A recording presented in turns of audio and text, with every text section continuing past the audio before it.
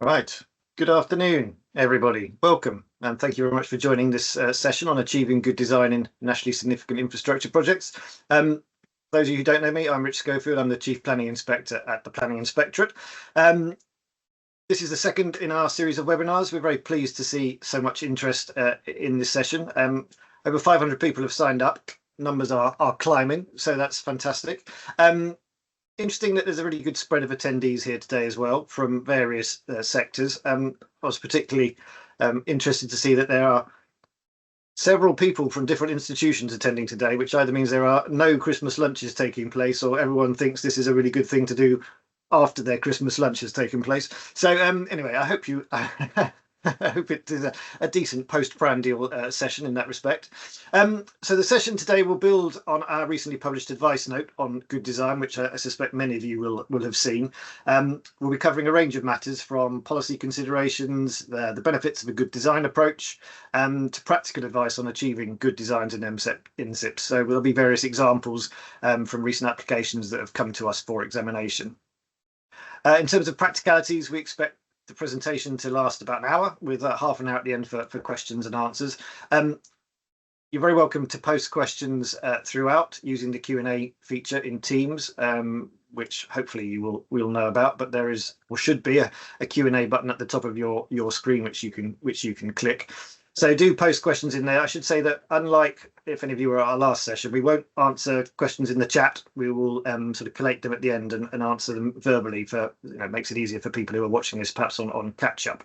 There is an upvote feature, so please do vote for questions you'd like answered, or you'd most like answered. If you click the upvote button, which is the one with the upward pointing arrow on it, we'll prioritise those during the Q&A session. I will certainly do our best to answer as many as possible, but we do apologise if we run out of time to address them all. Experience suggests that there will be many. First off, let me introduce our speakers, Annie Coombs and Mike Hayes, who some of you may well have been before in the past. Two of our most highly experienced examining inspectors, both former IPC commissioners, and both of whom have been very kind to set aside some of their time in what are very busy diaries to speak to you all today and to put forward this insightful presentation, for which I take absolutely no credit whatsoever. It was noted to me in the sort of the pre-session chat that Annie and Mike have worked together on this sort of thing a number of times in the dim and distant past. Both are from Liverpool, and so very clearly will be imparting their Scouse nous to you, and indeed, you may wish to refer to them as that throughout. Behind the scenes, I'm joined by a member of my immediate team, who many of you will know, Professional Lead for National Infrastructure, Pauline Lane, who will introduce herself shortly, and Rod MacArthur, who's another of our highly experienced examining inspectors. So they will be helping to review questions for discussion later on. So that's pretty much all that I'm going to say. I will chip in again at the end of proceedings just to sort of tie things off, but I hope you find the session useful. So any questions, chuck them in the chat. Otherwise, Pauline, over to you. Thank you very much, Richard. I'm Pauline Lane, Professional Lead for Infrastructure. I'm the most senior inspector, but my main responsibility is for professional standards quality assurance and ensuring that we are up to date with law, policy and technology change. This seminar supports a number of the revised web pages that we have published, where we're moving from our standalone advice notes to integrated web pages. And in particular, this is an example of a topic-specific piece of advice, which is intended to particularly help stakeholders in the system interpret matters which are less quantifiable and perhaps require a degree of judgment, and in particular, good pre-planning. So in that spirit, I'm going to hand over to our first contributor, Mike Hayes. Well, actually, before you hear from me, Annie's going to introduce herself. Hello, so I'm Annie Coombs, and I'm a landscape architect by profession. Richard has helpfully explained that I came to being an examining inspector via the IPC commissioner route, and I probably got there through 16 or 17 years of infrastructure experience in Asia, mainly in Hong Kong. As well as working as an examining inspector, I sit on and chair various design review panels. And I was involved with Mike and Rod in the preparation of the design advice page that we're going to be talking about today. Mike and I have worked together on a number of occasions, and in fact, we did our first examination together. And so I'll hand over to Mike now. Thank you, Annie, and good afternoon, everybody. My name is Mike Hayes. I'm an urban planner who's had an extraordinarily long career in planning, every bit of which has been hugely enjoyable, most of it in the public sector and in local government. I had the privilege in 2004 of being president of the RTPI, and following that got involved in the discussions that were taking place at that time around how we made decisions about major projects, the Barker Review, the Eddington Review, etc. And that led to the 2008 Planning Act, and I was extraordinarily interested in how was this working, so applied to be a commissioner and was interviewed by one Pauline Lane and ultimately appointed. And for the last 15 years have on a contract basis been involved with examinations, mainly of offshore wind farms and one nuclear power station, and with Annie and Rod been thinking about good design for some time now. I've also done in the last 10-15 years an enormous amount of design review. So today we are focusing on the requirement in national policy statements to achieve good design. Following the publication, as Richard has said in October, of the government advice page on good design in NSIPs, we will discuss the requirement for good design and how it can be achieved, particularly addressing the challenge of how, with rapidly changing technologies, long lead-in times, and the likelihood that some key design decisions will not be taken until, in some cases, many years after a DCO has been determined, how there can be maximum certainty of achieving good design at the point that a DCO is consented. As you've heard, apparently there are over 500 people attending this event from across the sector, which is very encouraging.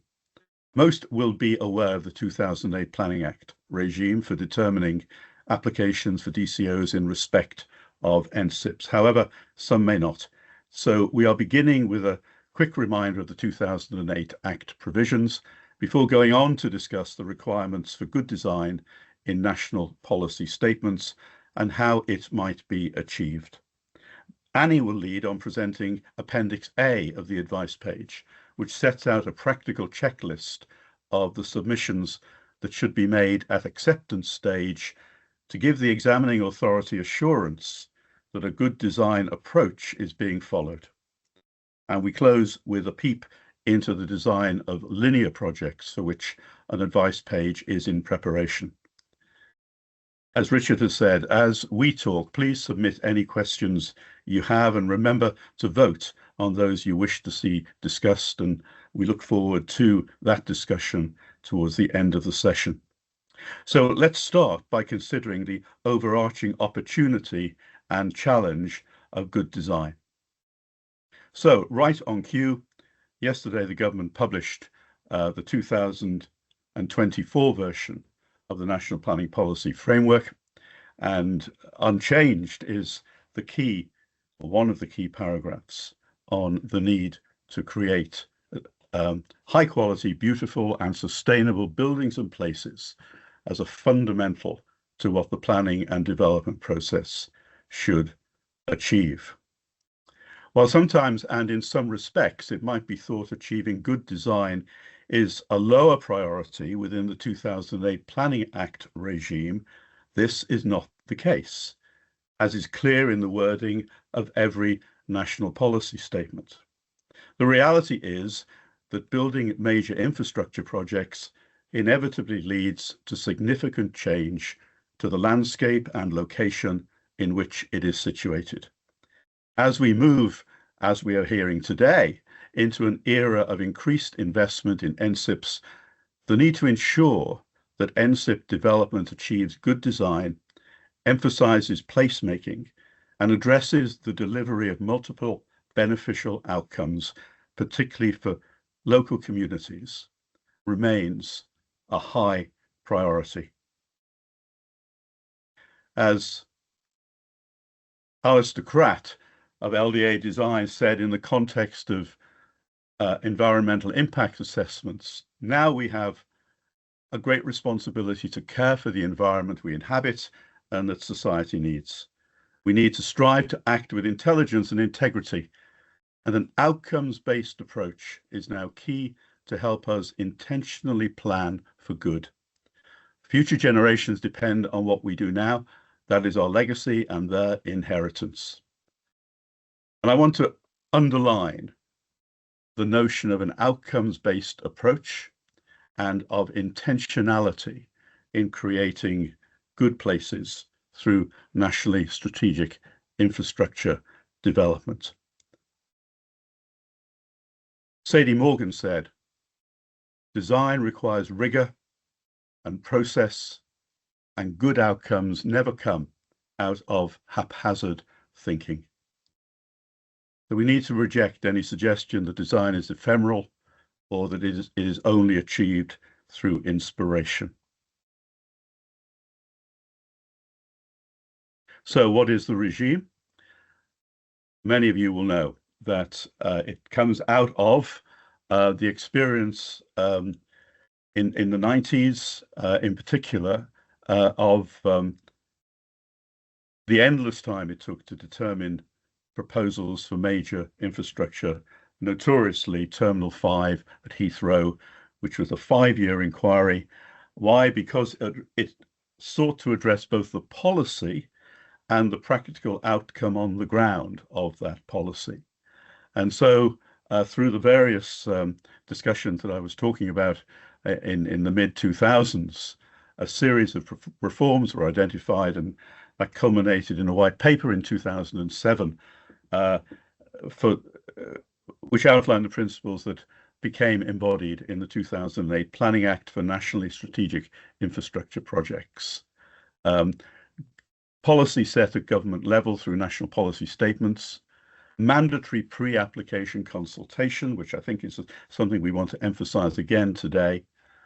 The creation then of the Infrastructure Planning Commission, which was ultimately absorbed into the Planning Inspectorate. An emphasis on written procedure and an inquisitorial rather than adversarial approach to examining proposals, and a single consenting process aimed at delivering oven-ready projects following approval of a development consent order. I have to say, on a personal note, my entire career was about helping make things happen. If you were the director of planning in Liverpool in the mid-80s, when absolutely nothing was happening, then achieving development became an imperative, and I became involved with the 2008 Planning Act regime because I wanted to be part of that process of making good things happen on the ground. So you will all be familiar with this diagram. The 2008 Planning Act process is strictly timetabled, and there has been discussion in recent months about reducing the time within which some of these stages must be completed. Consequently, being properly prepared for acceptance and subsequent examination is an absolute priority. The emphasis in the new Good Design Advice page on the government's website is to address how good design will be achieved and the outcomes it will deliver at the outset of planning the project, and not, as is sometimes seems to be the case, thinking about design late in the process and scrabbling during the examination to demonstrate a good design process to the examining authority. As I've said, we discuss later in this presentation a checklist of proposed submissions on good design that should be available at acceptance stage. And as you can see from the diagram in bold, many of the steps through which an application for a DCO goes are statutorily timetabled. They are pretty immovable. And so having everything ready, having thought through the process, having thought about outcome and an approach to design at pre-application stage and consulted on that becomes extremely important if we are to meet these timetables, particularly as the number of NSIPs in the system begins to build. Again, you will be familiar with Section 104 and Section 105 of the Planning Act 2008. Section 104, the process through which decisions in cases where NPSs have been approved takes place, and Section 105, where there is no national policy statement.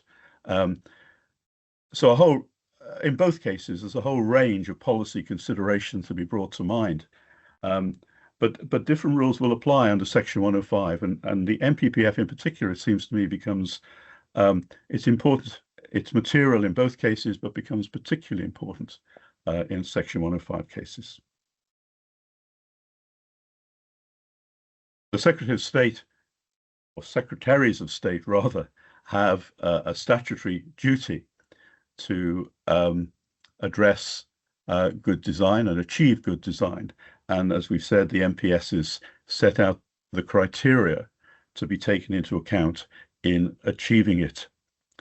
The NPSs and guidance point to the importance of explaining decisions taken in the design process.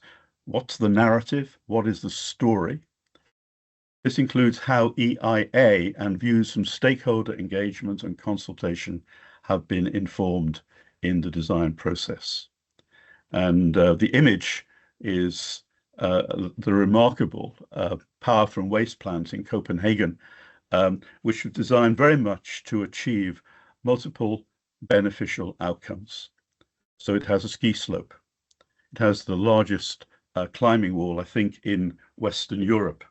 And it has become, in its own right, a destination for days out for the community.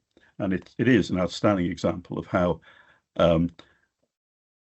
a piece of infrastructure can become beneficial to a wide range of stakeholders and to the community as a whole. So what are these requirements that we're thinking about? There are 13 NPSs currently in place, issued by the appropriate Secretary of State and setting out national policy in relation to one or more specified descriptions of development. Each one of those NPSs sets out the requirement to address good design and the criteria that ought to be considered in achieving it.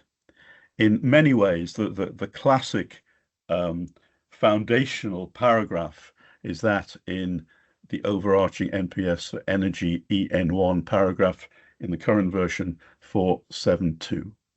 Applying good design to energy projects should produce sustainable infrastructure sensitive to place, including impacts on heritage, efficient in the use of natural resources, including land use, and energy used in their construction and operation, matched by an appearance that demonstrates good aesthetic as far as possible. And as it says in the final sentence, sometimes, particularly in relation to energy infrastructure, the ability to achieve that can be limited. And good design is a critical part of the process of mitigation, but we want to argue, and I think the design advice page argues, that we ought to be moving, if we can and where we can, and exploring where we can, away from simply mitigation to achieving net benefit. And I put on the other panel an extract from the NPS for national networks in relation to good design, which is a particularly detailed explanation of what is required in relation to national networks. So the wording varies in each NPS. Each one has a section, and they all say roughly the same thing. They're all built on the same foundation, but the details vary. And it's noteworthy, I think, that as new editions are produced, the good design requirement is being underlined and reinforced. So, as Alistair Kratt said somewhere, design is more than a feeling. It includes being able to be analytical and to synthesize demonstrate understanding, and be good at communicating, measuring, and driving design. Design is more than a department. It involves cross-functional talent, collaboration, and interdisciplinary and integrated working. Design is more than a phase. It involves iteration, optioneering, learning from others, both people and contexts, looking to the future and understanding approaches to governance, including flexibility and fixity. And design is more than a product. Process and outcome is about user experience and people demonstrating a care for our environment, listening and empathizing, human connection, and informed environmental responses. And the image is of an electricity substation at Brent Cross at the junction of the M1 and the North Circular. It's not an NSIP, it's not big enough, but it's called Here We Come, Here We Rise, and it reflects and celebrates the regeneration ambitions of the Brent Cross community. And again, is a sort of outstanding example of someone taking a substation and turning it into something quite delightful and enjoyable, and making a major contribution to making something of what is really a very boring and undistinguished place. So everyone gains from adopting a good design approach. The Secretary of State achieves his or her statutory duty.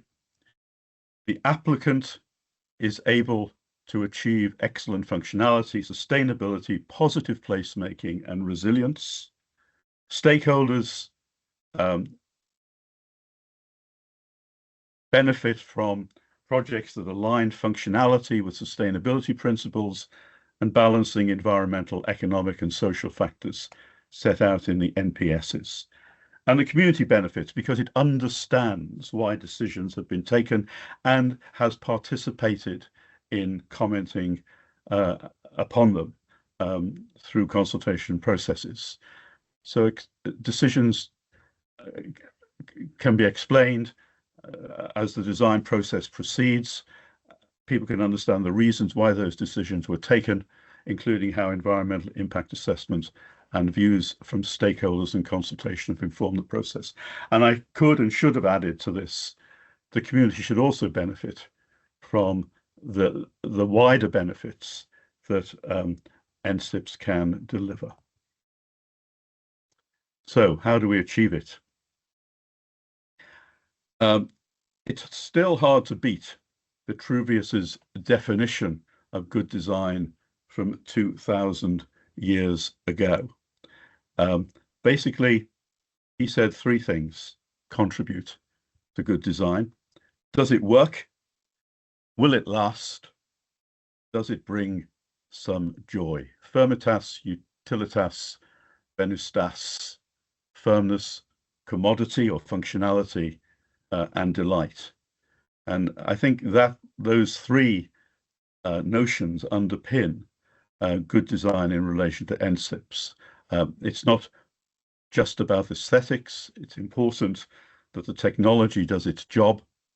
It's important that it has resilience and also viability.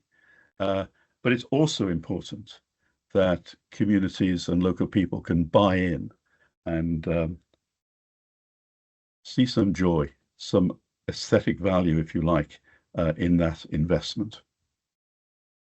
Annie, over to you. Well, this is showing a policy, planning policy in Wales as well. So this is probably more about general design policy rather than just relating to NSIPs. But I think the key thing is the illustration, which is Wolver nuclear power station on Ynys on the Isle of Anglesey.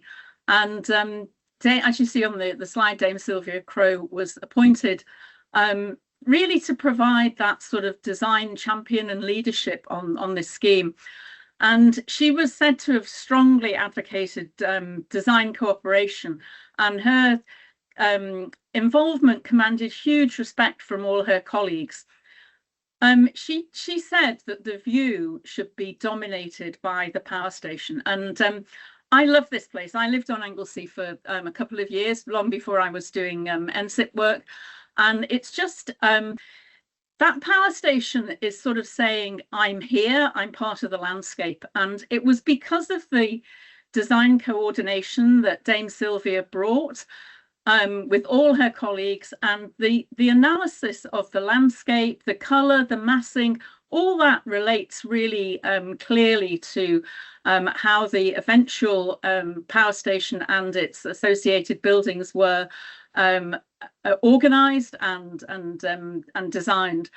And she also sort of, she was using spoil from the construction of the actual power station to screen other elements of the infrastructure around there. So it was a real sort of cut and fill balance, probably long before we were talking about sustainability in the way that we talk about it now. Over to you, Mike. Thanks, Annie. So the National Infrastructure Commission addressed how you might embed good design into all NSIPs and came up with three key principles. First, create a structured design process to ensure that good design is embedded in the design of the project from the beginning through site selection. And you could argue strongly, it seems to me, that the most important design decision made about an NSIP project is the choice of site. It's where we start from. But through construction, operation, and decommissioning too. Then adopt design principles for each project early in the process and use them to underpin and drive decisions as the project evolves. And finally, begin at the beginning to think about the outcome. What are the beneficial outcomes from that can be achieved from this project, so that opportunities are maximized and maximum gain is achieved? You will be familiar with the NIC's four overarching, if you like, design principles: climate, people, place, and value. There's a tendency, I think, sometimes for applications to feel that, or applicants rather, to address these four and think, well, we've done our design principles. I think these provide a really good framework, an overarching framework within which design principles can be developed and evolved, but they need to be also specific to your project, and they need to move not just from the parameters, but to what we are seeking to achieve and what are the values that we're going to seek to embed into our design process, into its and the construction, operation, and ultimate decommissioning of our project. And that drives through, as again the NIC has said in this more recent publication, to operating design principles at project level and being design led, having an overarching vision, and we'll come to vision in a moment, with a locally contextual design narrative, being informed by affected people and groups, and being inclusive and identifying opportunities with partners for wider benefits and outcomes beyond the project itself. And I think what this is saying is that everyone recognizes that the priority that needs to be placed on delivering the nationally significant infrastructure that the nation needs. But given the level of investment that we're making, we need to be exploring the wider opportunities that presents in the location where the project is going to be developed. So this is from the advice page. How do we achieve good design? Here, in a sense, is a definition of how to go about it. It needs to be holistic. It's not just or primarily about how the infrastructure looks. It's actually about how the infrastructure and the place within which it is located works when it has been constructed. It has to be effective, intentional, transparent, and a deliverable process that's planned, followed, and secured. It needs to address sustainability and climate change. And good design comes from good process and a focus on good outcomes. It's not accidental. It's not reliant on inspiration only. It's about intentionally pursuing a good process that will deliver good outcome. So what does that good process look like? Well, this again is from the design page. And what are the key points? A good design process is iterative within a structured approach, which solves problems and secures good outcomes. And it includes the following components. It's effective, intentional, transparent, and deliverable, as we've said. It's multidisciplinary and collaborative. It's driven by a succinct and ambitious vision for the project that's underpinned by a clear analysis of the context for the place, its environment, and the opportunities it presents for creating social value. It's a clear statement of design principles that drive the project.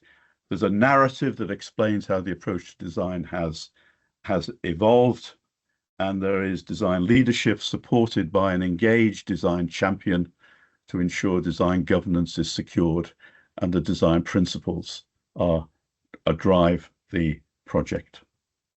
And this diagram, which is again is on the advice page, shows how in a conceptual and consecutive way, good design process can be followed by assembling information, budget, timeline, baseline information, alternatives, and site selection, research into constraints and opportunities, and mitigation and positive outcomes and engagement, coordinating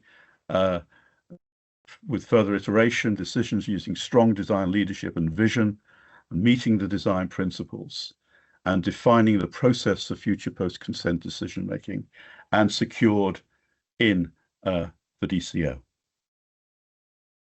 And then design outcomes are achieved through securing clearly understood integrated concept, using consistent design language, and project-wide sustainability.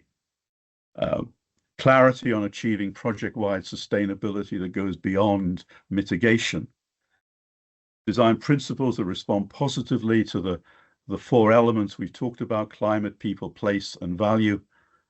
A realistic assessment of the project's durability and effectiveness during its operational phase, and this is an important point, to underpin and secure a successful maintenance and monitoring regime. Sufficient flexibility for technical innovation, balanced by sufficient detail and controls for post-consent approvals that will ensure good design outcomes are achieved. Attention to placemaking, well thought out mechanisms to enable design outcomes to be scrutinized, assessed, and developed post-consent. And here from Annie is an example of both good process and good design, and Annie will now take control and lead from here. So we're going to talk a little bit about the Lake Lothing third crossing. I'm going to start at the end, almost the end, which is the examining authority's report. And it literally had 2 paragraphs on good design. And so rather than going through a whole process and what had happened, that was because the examining authority was so persuaded that that good design had been achieved in terms of what was shown in that during the examination and in the application documents. The design report that was secured by the DCO makes repeated reference to the desire to produce an iconic architectural solution that contributes positively to the identity of the town. And you can see from the slide that in weighing the planning balance, then the XA was finding that there was significant weight in favour of the development going forward because of the good design and because of the landscape and visual effects. And so the bridge is the biggest rolling bicycle bridge in the world. It was opened, there was a soft opening in September, and it was opened officially by the Princess Royal in November last month. And so the story, Mike and I have both had an involvement in this in our other capacity as design review experts and ambassadors. And we sat on the design review panel that looked at this scheme. And very early on, the first panel, we went to Lowestoft, that what was being shown to us was ticking the robustness element of the design triangle. It was ticking the functionality, but it was very, very low, if any at all, on the sort of aesthetics. Will this bridge bring joy to this community and to this place? And what resulted from that first design review was that a bridge architect was appointed, and suddenly there was a real step change in the way that design was being considered and the way that the process was thought. So there was a narrative about, well, the marine tech was the narrative, and the architect, the bridge architect, looked at what's going on in Lowestoft, what's important to Lowestoft, the real importance of the offshore wind industry. And so a turbine blade icon became part of the bridge design. And you can see on the left that very early sketch, and really things didn't, things progressed in terms of detail, but there on the top right is the bridge in a similar angle, showing that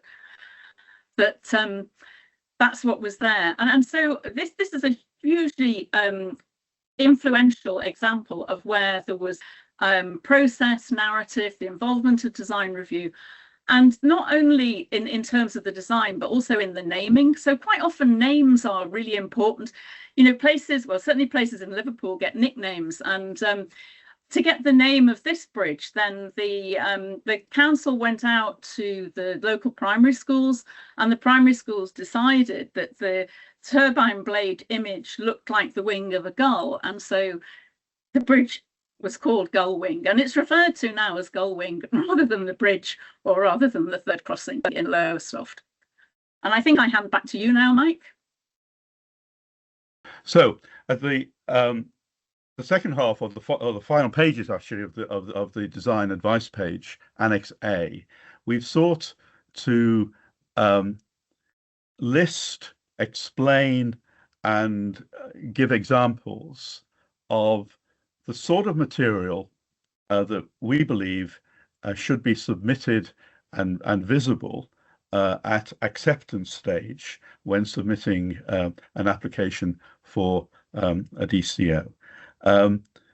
We're not saying all of this should be complete, but people addressing acceptance should be able to say, we know where each of these topics is going to be addressed within the examination process, and we can take a view on whether sufficient progress has been made to judge whether there is sufficient material for a 6-month examination to come to a reasonable conclusion on the value of what is being submitted. So one of the things that this Annex A does is emphasize the importance of pre-application, of consultation, and of thinking through the project and the end result right at the beginning. And Annie is now going to lead off on what each of these is and give some hopefully very good examples of how they might be worked out. Annie. Thanks, Mike. So I think the first thing to say is design. The Annex is very much written in a way that it's sort of focused on the applicant, but our intention always was that it's there also for local authorities, affected persons, any interested parties, really, including communities, to be sort of checking what the inspectorate's expectation is at the application stage. So it's not just there for the developer or the applicant. And so that we're just going to go through them in the order that they are within the annex in the design advice page. And the first one asks about design approach documents. And I think an applicant can expect to be asked about this at any pre-app meetings. And just to say, this isn't really a new thing.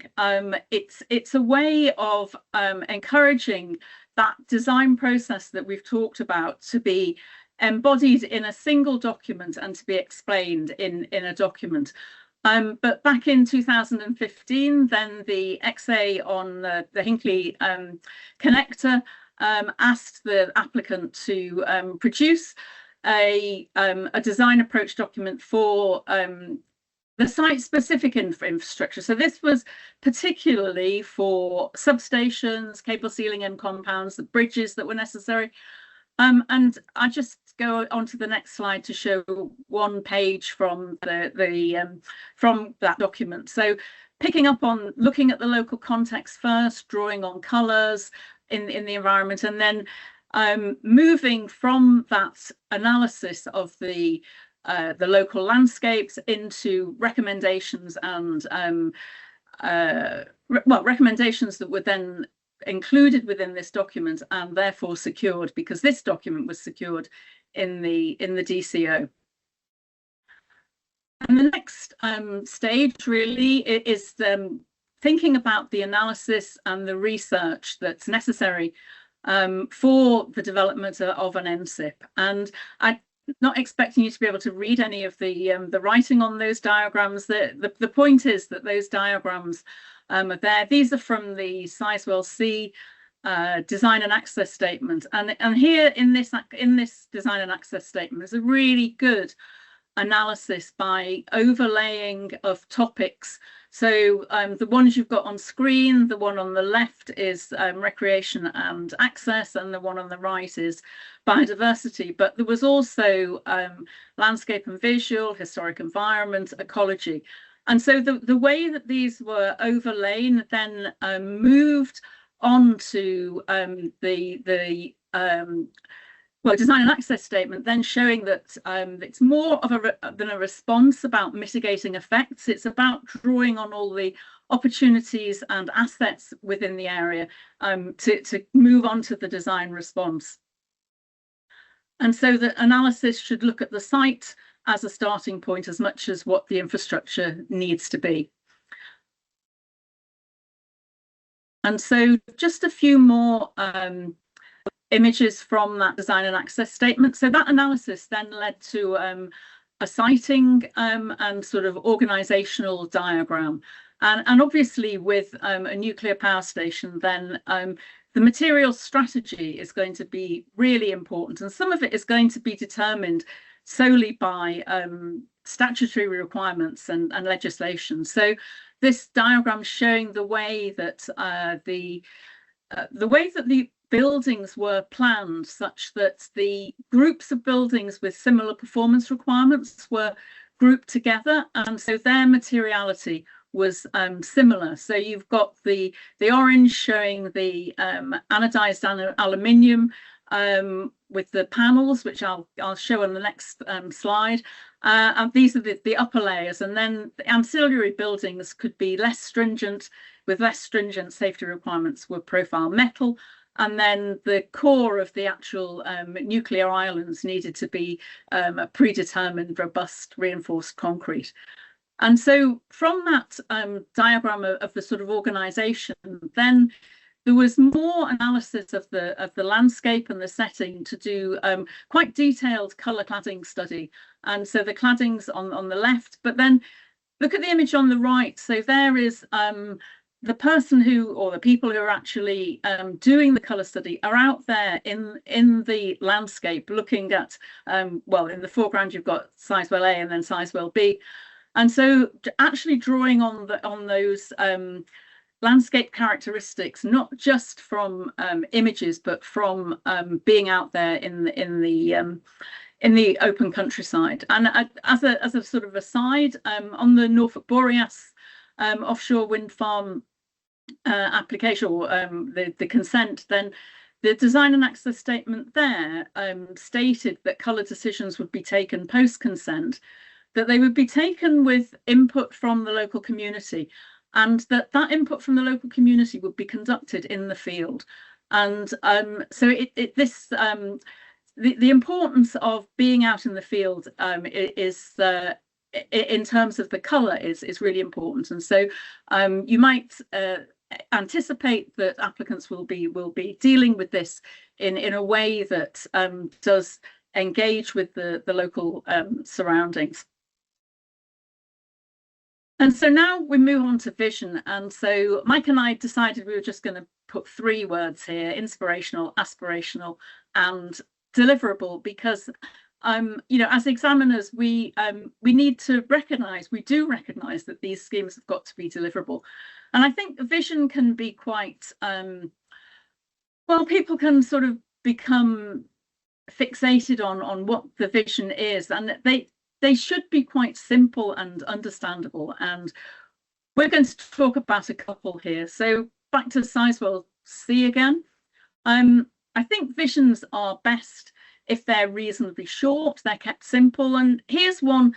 This is actually part of the vision statement, but it's realistic about the operational functionality of a nuclear power station. It's mindful about the people that are going to be working there. It makes a really strong statement about the context, the juxtapositioning next to Sizewell A and Sizewell B, and it talks about a sense of place. And that sense of place is further set out in a vision for the landscape component of the power station, and that's very much drawing on the contextual Suffolk coastline, and ends up in a proposal to deliver a mosaic of landscapes that meet multiple outcomes, so aesthetic and biodiversity net gain, etc. And I'll just read a very short statement. So Design Council CABE was involved in design reviews of this early on, and they said, we encourage the design team to develop a strong imaginative narrative for the proposal that relates to the context, the Suffolk coastline, and manages to demonstrate the project's national significance in a simple, compelling fashion. And there was more, but that's the sort of key thing, really. And I think that very much has been delivered in terms of what's been put forward in the design and access statement, which is, in my opinion, a very good example of the sort of design process being explained in a very clear and transparent way. And now we're going to move on to the A417 missing link, which Mike is going to talk about. Thank you, Annie. The A417 missing link proposal won the NIPA award last year, and it won because it had this very strong but straightforward vision statement that was followed through in the design of the project and delivered the outcomes that were that the vision had ambitions to achieve. It runs through a very sensitive area of countryside, the Cotswolds, which was then called an area of outstanding natural beauty, not far from Cirencester. Those people who know that road will know that it's inadequate at the moment.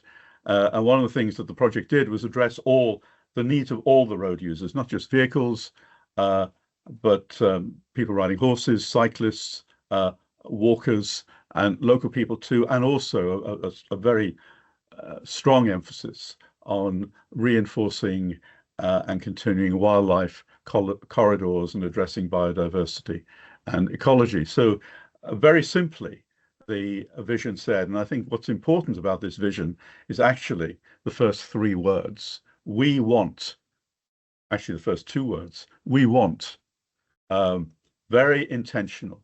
We want to create a landscape-led highways improvement scheme that will deliver a safe and resilient free-flowing road while conserving and enhancing the special character of the Cotswolds area of outstanding natural beauty, reconnecting landscape and ecology, bringing about landscape, wildlife, and heritage benefits, including enhancing visitors' enjoyment of the area, improving local communities' quality of life, and contributing to the health of the economy and local businesses. Personally, I think it's outstanding as a statement, but what is even more outstanding is that the project, as approved, delivers on the vision it's set out to achieve. Annie, back to you.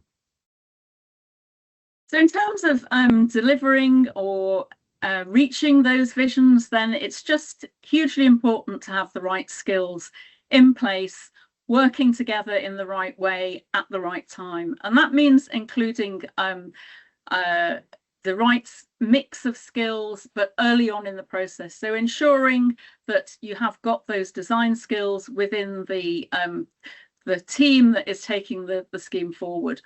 And then the MPSs and certainly NIC's work talks about design champions and design directors. And so is there a design champion there? Now, a design champion is stated as someone at board level.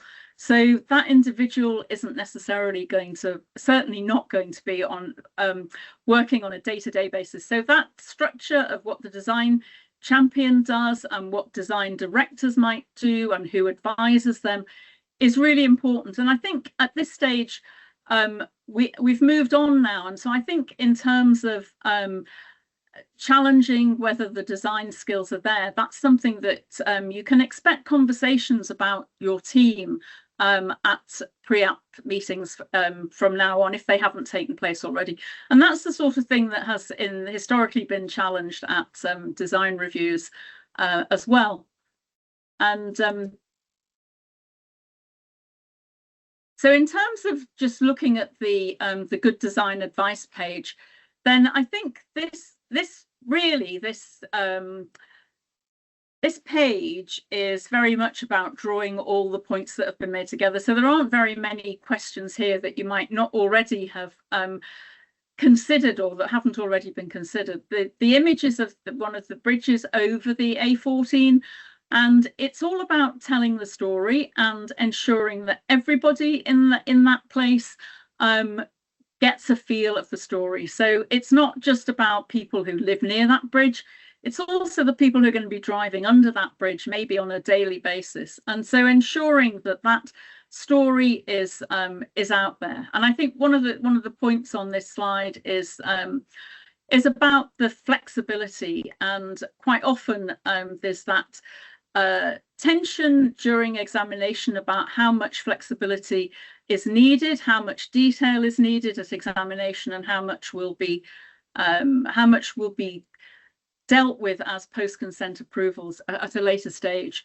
And so we'll show some more examples of this as we go through this annex. But what I just wanted to look at was the Richborough connection project. So this was a new overhead 400 kV line, and the image on the left isn't a can you spot the difference, but there are differences between all three. It's whether there's the existing situation during construction and then when the existing 132 kV line has been removed at the bottom. But the point about this was that there was a future reservoir proposal in the vicinity of some of the new pylons, and from the outset there was a clear need to ensure that the physical interaction between these two, well, between one NSIP and a potential new NSIP could be delivered. And so there was a need on this particular example to really go down into a lot of detail about positioning of specific pylons in order to satisfy the examining authority that that physical interaction would allow both projects in the fullness of time to go forward. And that was embodied in protective provisions to regulate the positioning of some of the pylons. And I've talked a little bit about independent design review. We've talked about how Mike and I were involved on the Lake Lothing third crossing. And here's just a list of some of the schemes that have had pre-application independent design reviews, and then some below where there's been post-consent involvement of design review panels. And I think, this is on Annex A, so the expectation is that there'll be a conversation about independent design review at pre-app stage. We're not saying that every NSIP requires an independent design review. What we're saying is it needs to have been considered, and there may be questions about whether it's necessary or not. And so what's design review? Well, really, it's a critical friend. It's independent. There'll be a multidisciplinary group of experts who will talk and comment on the scheme proposals. So these are some images from the Northwest Design Panel. I'm co-chair of that, and these are taken back in the day when we did it all face to face. A lot of it is done online now. But when we did it face to face, then we limited those bringing forward schemes to 7 AO panels. And now sometimes we get 200 PowerPoint slides. And actually, I think if the challenge is there to tell the story in the 7 AO panels and it's done well, then that's a good sign, because that the sort of simplicity of the narrative is important in terms of getting to the stage of how that narrative and vision is then embodied in the ultimate design for the project.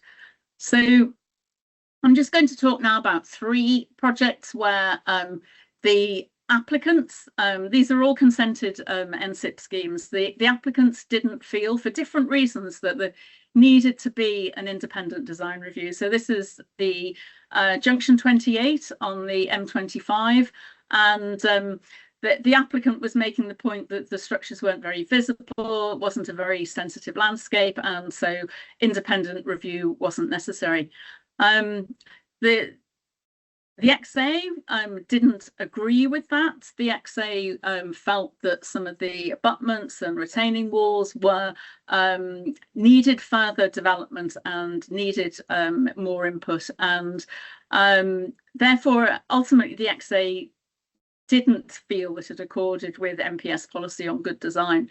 And in terms of the decision, then the Secretary of State agreed that it was reasonable for the design of the bridges and structures to be reviewed by the applicants panel, but by having input from the relevant planning and highway authorities. And just moving on to the Norfolk Boreas, and it's co-adjacent Norfolk Vanguard offshore wind farm converter stations. So potentially 4 converter stations being co-located in the same area of very flat landscape in Norfolk. And the applicant, I'll just talk about, there was a lot of design input from the very involved local community. And the diagram on the graph paper above was from one of the local landowners who was just wanting to point out to the XA that the converter stations were bigger than the Angel of the North, considerably bigger than the Angel of the North. The applicant felt that because of more flexibility was needed, because they'd adopted a Rochdale envelope approach and there weren't significant adverse effects, then that there wasn't a need for independent design review, although the applicant did agree to set up a local design forum because of this very great interest from the local community and the parish council. The XA felt that there should be an independent design review and consulted on potential wording for the DCO, which eventually was included in the DCO by the Secretary of State. And additionally, the Secretary of State added a requirement for an onshore project substation master plan if the 2 projects went ahead together. And I think this is really quite pertinent to many projects that are coming forward now, where there's multiple substations in close proximity to each other. So this master planning process and the use of that is something that the Secretary of State advocated on this, and that is being considered on other schemes that are live at present.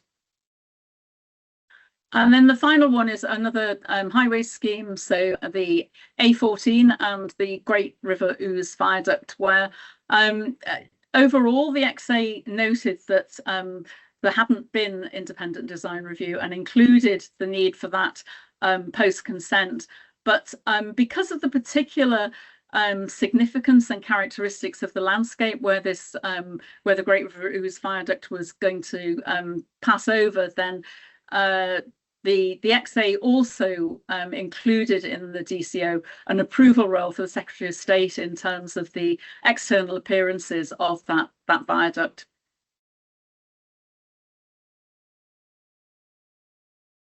So now this is a slide about delivery. Maybe I should have said that all the left-hand parts of each of these slides is the wording taken from Annex A in the advice note.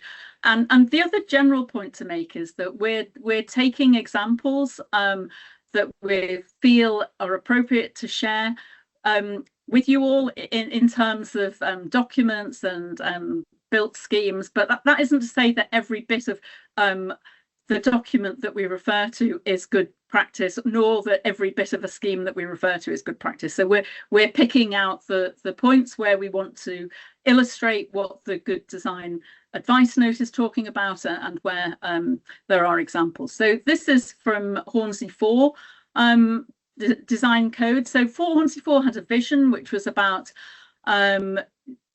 having multiple outcomes, really. So it wasn't only about visual mitigation, it was about ecological and amenity enhancements. And this diagram was included to show those different elements in a layering effect. So the top one being the enhancement, and then the lower one showing that planting around a substation would be delivering enhancement biodiversity net gain as well. And this is useful conceptually, but in terms of moving forward, then there needs to be more development of more detail to show what this means in terms of the sort of future end product in terms of the planting. And so in terms of the post-consent approvals, then something a bit more detailed than this would be helpful to the local authorities. And then I think, Mike, you're going to take over on this one. Very briefly, because we're running out of time. This is obvious. Create a place and look for those opportunities where a place can be created.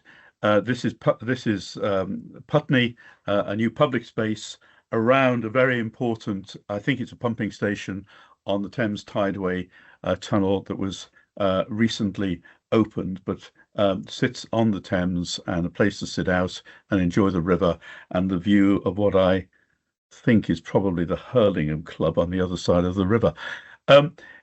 Just to say very quickly, we plant lots of trees around substations when we seek mitigation around particularly converter stations and the like over in terms of offshore wind farms.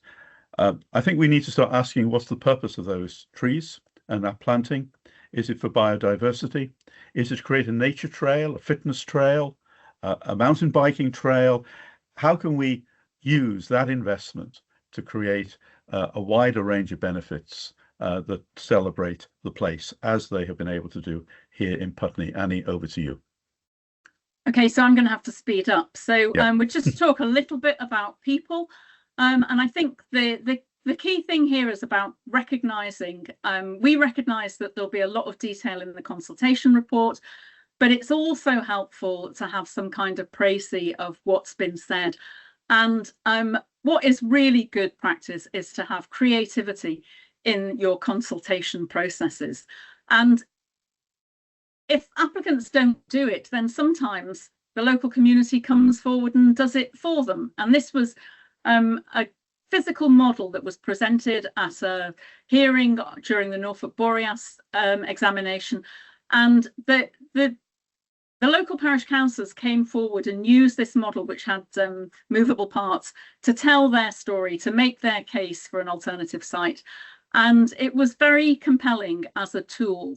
And so I think, physical models aren't often provided during examination, and I don't see evidence of them that often during consultation. And I would just say, don't forget the power of a physical model to engage people and to get them involved.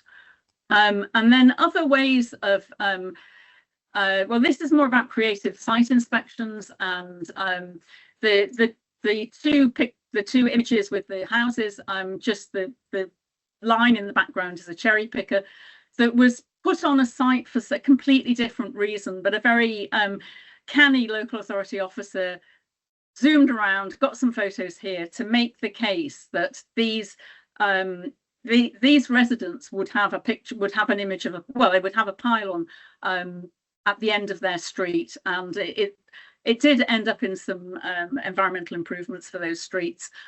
Drones, then they're coming forward, they're going to be used more and more, and so just beware of the GDPR issues and the sort of legislative requirements in terms of drones, but they can prove useful.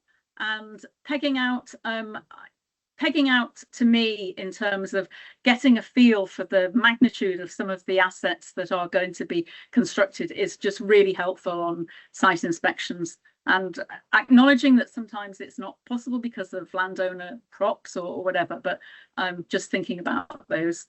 So I am zooming through. This is Mike. This is one for you. Very, very briefly, master plans are very helpful. This is not called a master plan.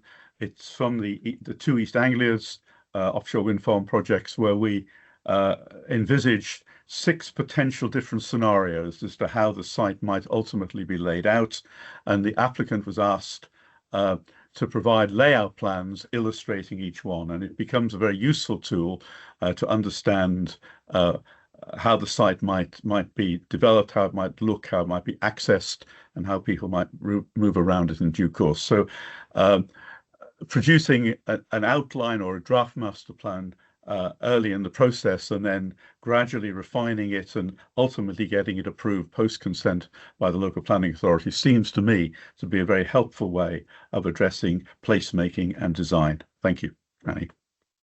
And then in terms of just thinking about that step between what might be in a design framework and how it's then secured. This is an example from DRAX, where the Register of Environmental Actions and Commitments sets out the principles from the design framework, and so they're secured through that Register of Actions and Commitments.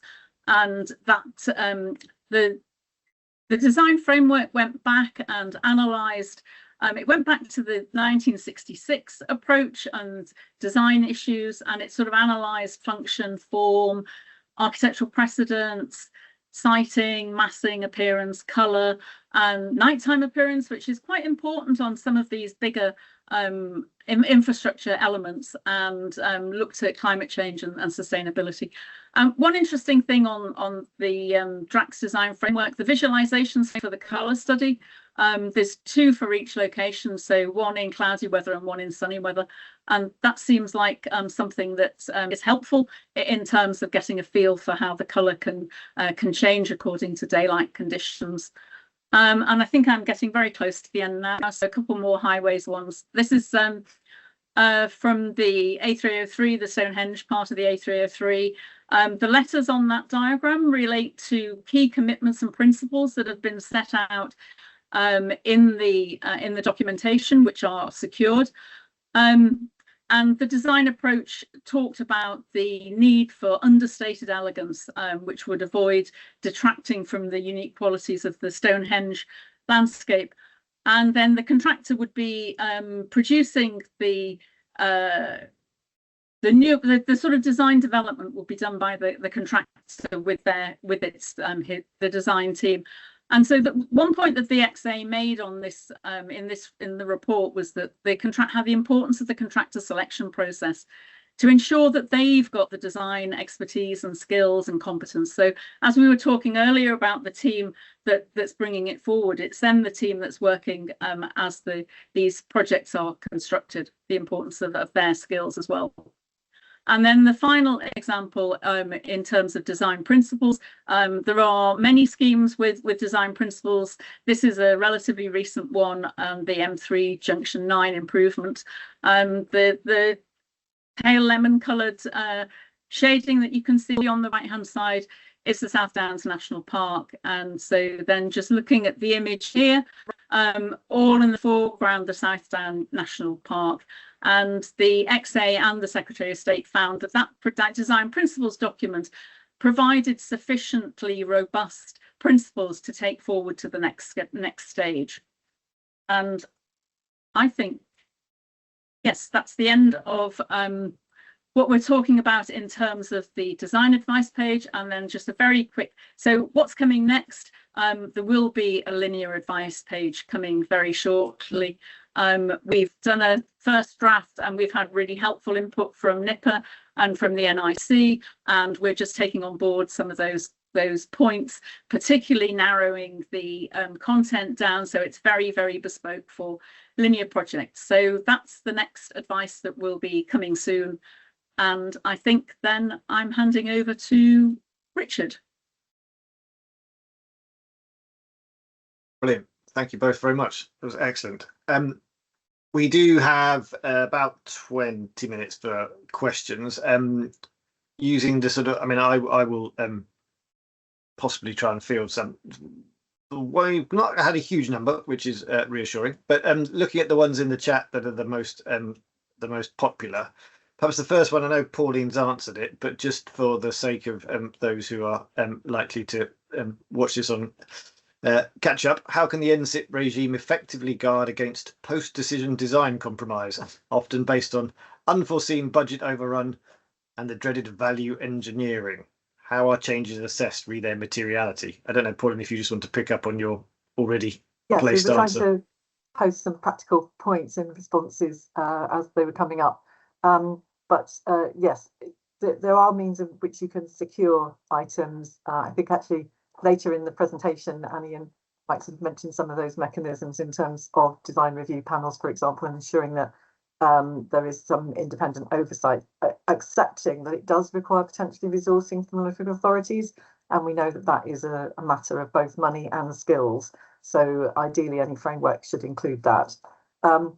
How are changes assessed for materialities? Using the same judgments as they are in wider terms. But the key thing is to ensure that the design principles are being adhered to, even if factors do need to be adjusted for various reasons. Brilliant. So I think what can be helpful. Sorry, what can be helpful is if there is some kind of materials study in the application that's Absolutely. Sort of showing showing the options, if you like, and in some cases, it's absolutely right that certain options are or certain materials are not included ultimately for various reasons, cost being one of them. But I think to see the options at application stage, that really, to me, that's part of the narrative. It's part of the throat of the process, as well as seeing different options for layout and colour. So I would say that whilst no one is necessarily expecting to pin applications down to the material, the colour at examination stage, the process is important. Okay, brilliant. We've got one that is admittedly slightly off topic, but it has been voted up, which is about BNG and application to NSIPs from November next year. Do you think this will have significant impacts on the design of some types of infrastructure projects, especially linear projects with limited land on which to deliver gains? And are BNG, is it already seen on a voluntary basis at this stage? So I've provided a written comment based on what we currently understand, which is that the November 22, 2025 date for bringing it into force is still expected. The advice in the meantime is to follow the existing framework that's in place for town and country planning applications. And we're expecting that if they do want to make some changes to that DEFRA will issue a consultation sometime early in the new year. The preference within those frameworks is for on-site compensation, and that will be retained. But on the other hand, although those individual projects are quite long and linear, they're often being put forward by applicants who themselves are major landholders. So even if they have to go off-site, there's quite a chance that they will have land holdings themselves where these things could be addressed. So I would suggest we'd probably be looking to look for a network level response rather than, if there's particular difficulties on an individual project, then there should still be a wider response available. And yes, I think it's probably the majority of NSIP projects coming forward at the moment already have more than 10% BNG associated with them. But obviously, we're testing the merits of those proposals as they emerge on a case-by-case basis in advance of any legal obligation coming into force. But yes, so we think there are real potential opportunities there to be seized. There was quite an interesting discussion on the Yorkshire Green examination where there was 10% BNG, and obviously a linear project went through a number of local authority areas, and there was a bit of certain local authorities were trying to ensure that the BNG game was going to be in their boundaries, and so I think that's something else that maybe things that will be discussed by the local authorities at examinations coming forward on linear projects. Well, thank you. So the next one, just to praise it, if I may, is projects will often do some, but not all of the actions that you describe for achieving good design with predictable consequences for the outcomes. What are, in your views, the biggest blockers to the good design of NSIPs? If I may leap in and offer some thoughts, and this is not a sort of blame response at all, but I think it is inevitable that the priority of the applicant becomes solving the technical problem and keeping a very close eye on value for money in delivering the project. And that's fine, that needs to be done. But I think the failure is then to step back and maybe with adding some advice or a different set of skills to the team, saying, okay, what can we now make of this that delivers wider benefit for the community? And I know I go on about it, but I think it is very important. What are we doing to this place? And how can we make it a place that people will enjoy, will have some pride in, and that might reflect the character and the history of the area in which it is located? So it's about asking those questions very early on and taking the solution to the technical problem of delivering the infrastructure and saying, now, how can we build upon that to create something that is more? That would be my starter for 10 on that. And we shouldn't forget about health either. So is there is there a case for something that is part of this development, providing open space where people can go and recreate, and is this something that might become part of social prescribing? So I think the health element of what's being delivered, or the potential for what's being delivered to help the health agenda is something that we shouldn't lose sight of. Very good. Okay, thank you very much. So the next one, a very specific question, which has just gone. Oh, here you go. You may or may not be able to answer this, but how can we get the Holford rules updated to better reflect landscape character and values rather than just designated landscapes? That's for Annie, I think. Yeah, and I'll just say I don't know how they could be updated. That would be some kind of legal process because they're embedded in the MPS in EN5. So sorry, I can't really answer that. No, I thought that was probably the case, but we just took a punt anyway. Okay, the next one. So planning timeframes, as we're all well aware, are a major concern for developers. With more DCOs being submitted, how is our process evolving to maintain its purpose while reducing timelines? Well, I say our process, the process. I can repeat anything, by the way, if you'd like me to. But mean, that's sort of a procedural question, but Pauline may want to come in on this too. Sorry, Michael. I have put a written comment in. Obviously, the whole point of the advice that we're issuing and these kind of seminars is to try and embed good practice up front so that more of these elements are dealt with at the place where they are most effective, and good design absolutely has to be right from the outset. On the other hand, we have had significant updates to national policy statements such as the Energy Suite and National Networks earlier this year. They reiterate the question of good design. And because they then become Section 104 considerations rather than Section 105, that should mean that you can continue to have timely examinations, recommendations and decisions. But the aim is to provide practical elements that all parties can refer to, and a good framework for examiners to test proposals against. So if anything, we want to improve and streamline the process. So shouldn't be a matter of delay. It should be about putting best practice in where it has most effect. Thanks, Pauline. Annie, Michael, anything to add, or are you? No, I'm content with that. I mean, I would say lots of guidance. You know, the guidance has been written. If you start to follow it, you start to answer the questions before they're asked, and hopefully that's going to be helpful. Okay, so we've got still got 8 minutes. So Carly Tinkler posted this fairly swiftly at the start of things. So I think we ought to address this. So 3 questions in one, which all 3 of you, I suspect, will need to cover. So is good quality design the result of good quality information? Is the first one. On the whole, are we as PINs satisfied that the design information and justification supplied is adequate for our purposes?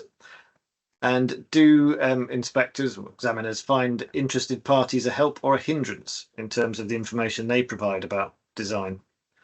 You've covered some of that, I think, whether directly or tangentially in the presentation, but if any of you have got any further thoughts, then.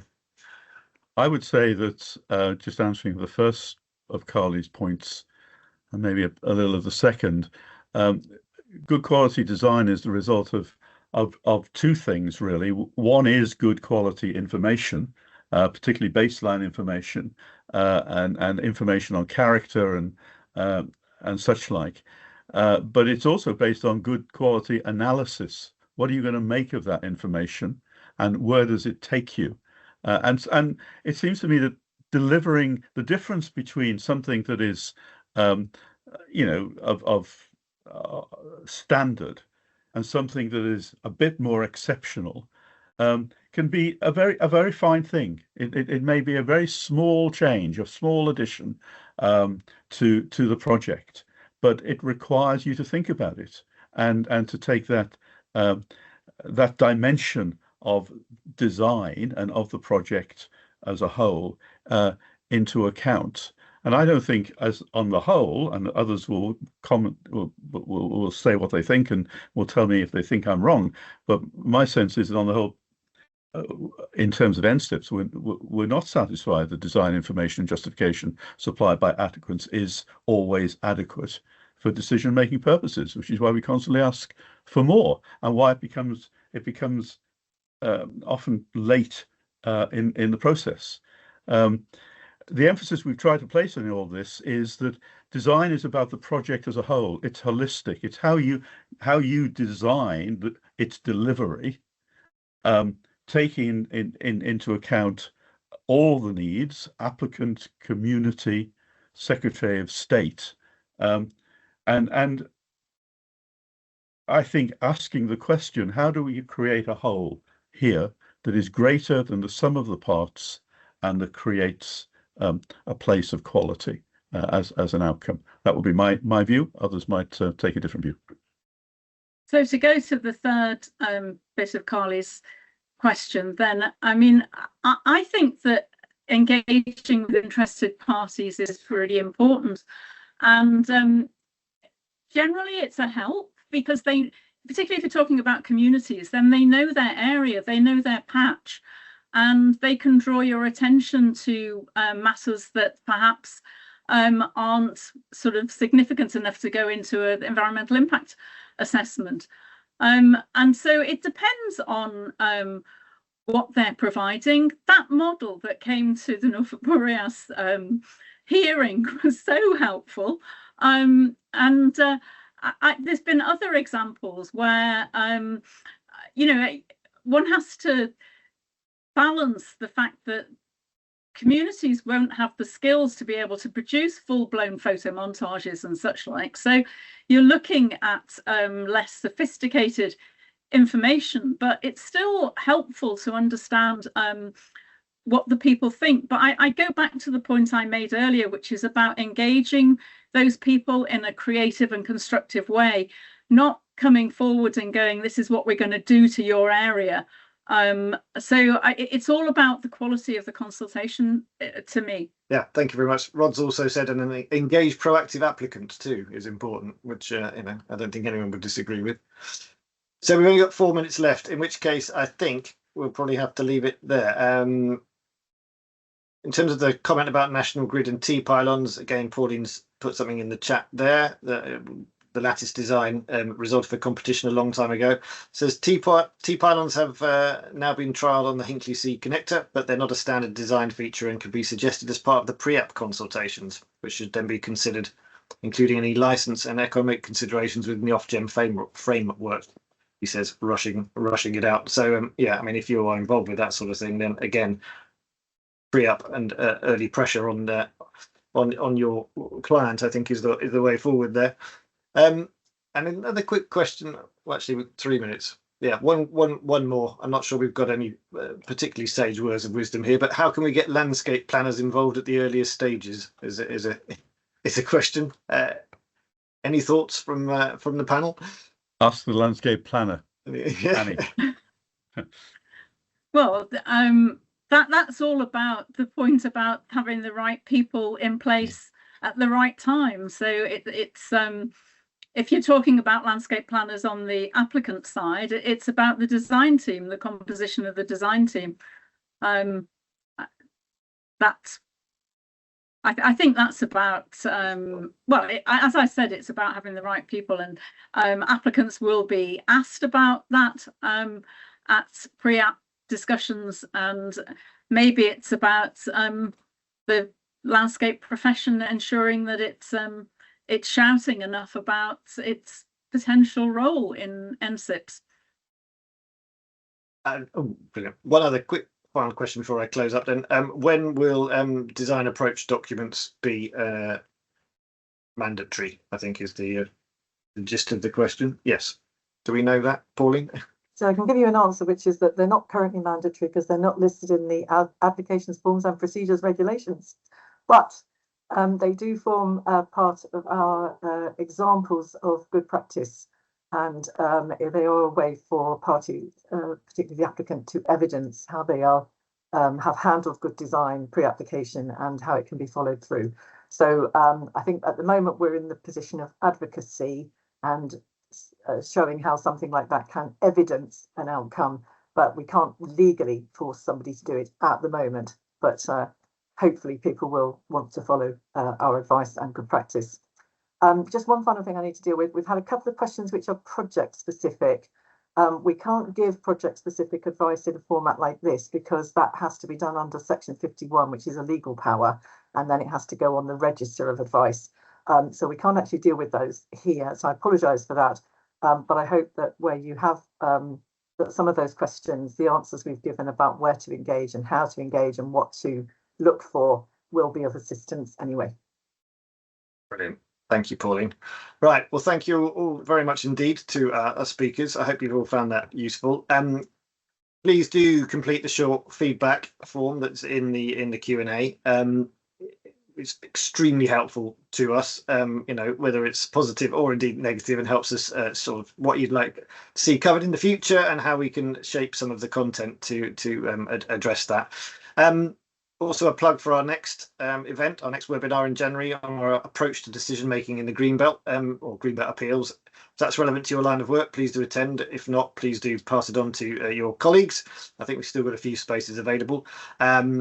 Registration details are available on our .gov UK website. So I think that's everything indeed. So thank you all very much indeed for attending. Appreciate your time. Hope you found it useful, and hope you all have a pleasant and peaceful weekend. We shall see you all again soon, I hope. Goodbye.